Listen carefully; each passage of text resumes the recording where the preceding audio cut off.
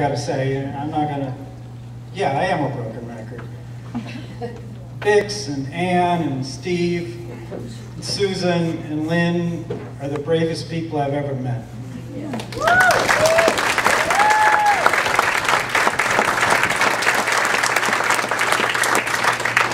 And they inspire me.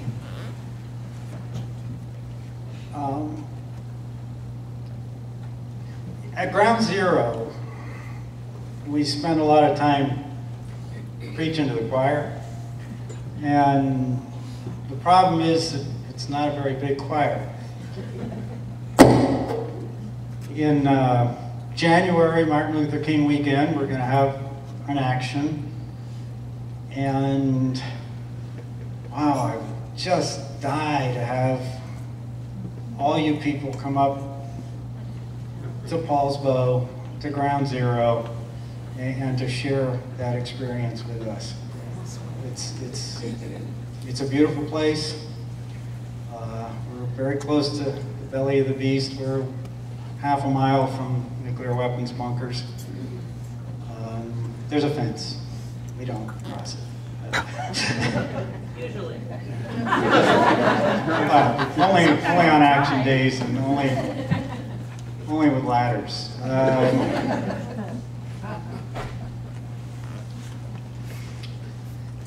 So please consider coming to where the bombs are and getting out in the street and demonstrating your care for what's going on.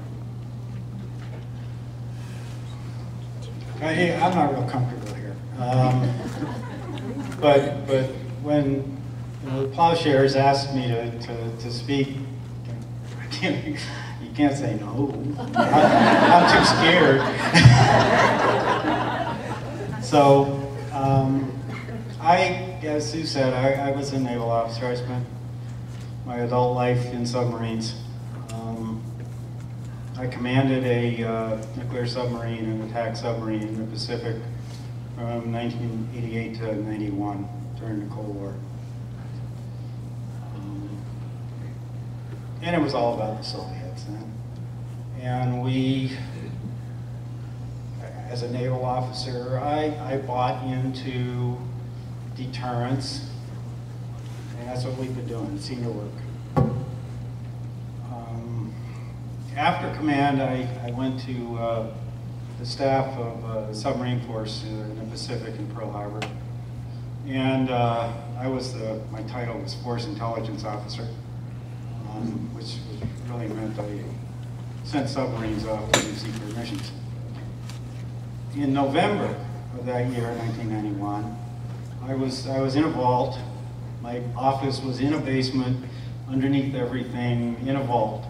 And I would get all of this top secret message traffic. And this was when Gorbachev was kidnapped. The coup was taking place in Moscow. Nobody knew what was going on. But at that moment, in my heart of hearts, I said, ooh, it's over. This Cold War that we have been involved in for my entire adult life is over. And I spent the next 7 years in the Navy waiting for the payoff. You know, the dividend. What was it that we were out there doing? And I was betrayed because nothing changed. Our nuclear weapons policies, if anything, became more militant. And I became kind of a bad character. Said some things I probably shouldn't have for the sake of my career, but you know, I wasn't going to be an admiral anyway, so I retired.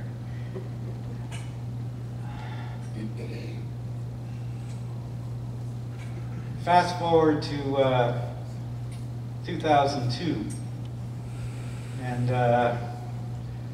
riding my bike. Actually, I got to Ground Zero. Somebody said, it's a good place to meet girls, and maybe have a potluck. Great, vegetarian food, all that stuff. So, you kind of show up. But it was 2002, and what happened in 2002, and this was a seminal event for me becoming activist, was when the first of the old Trident submarines that were built with the Trident I C4 system, it's a 60s technology missile system that was put into the first Tridents in the 70s, was becoming obsolete, and they took that submarine down to the shipyard at Puget Sound and took all the old stuff out and put in Trident II D5 at a cost of billions. And that made me mad.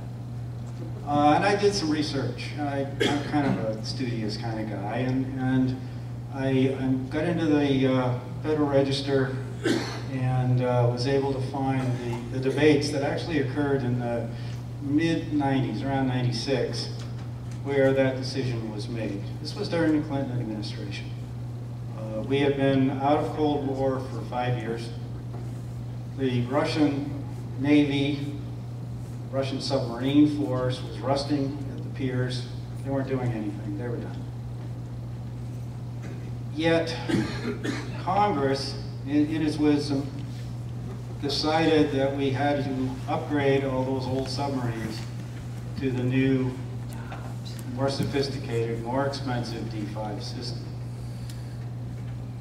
And it was a travesty because the Navy at that time had pretty much rolled over and said, yeah, we can do it with 10 Tridents. 18 were built, but we can do the mission today with 10. But our friend Norm Dix was on the House Armed Services Committee at that time. Was one of the strong proponents of, no, we really need to upgrade these old submarines and make them strong so that we're strong. And oh, by the way, we're going to funnel billions of dollars into Kitsap County at the Naval Shipyard there, and we're going to make 11,000 new jobs, and that's what it was about. And Lockheed Martin is going to build, do the math, 4 submarines times 24 missiles, $60 million a missile. I can't do that math. It just makes my eyes roll back in my head.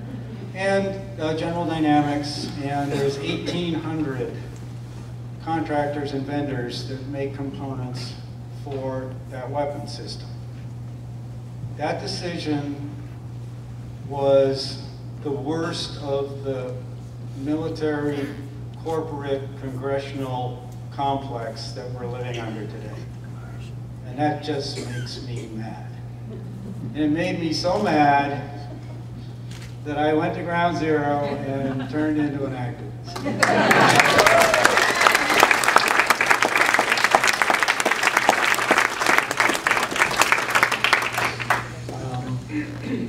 Jackie Hudson, I love Jackie dearly, and Jackie and I have talked a lot. And one of the things that she talks about is getting out of your comfort zone. Take one step out of your comfort zone. You say,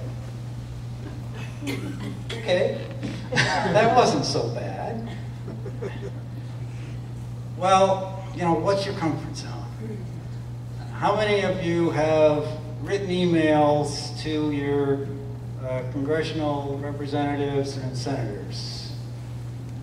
All right. If you haven't, that's the next step in your comfort zone.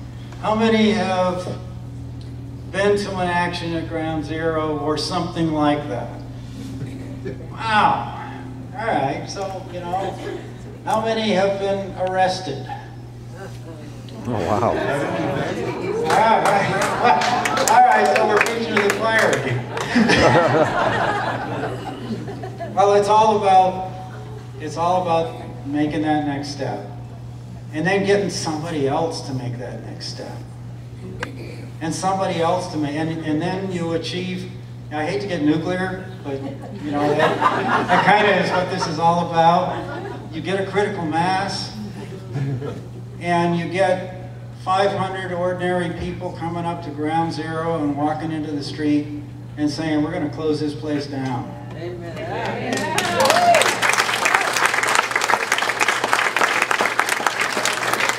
Thank you very much.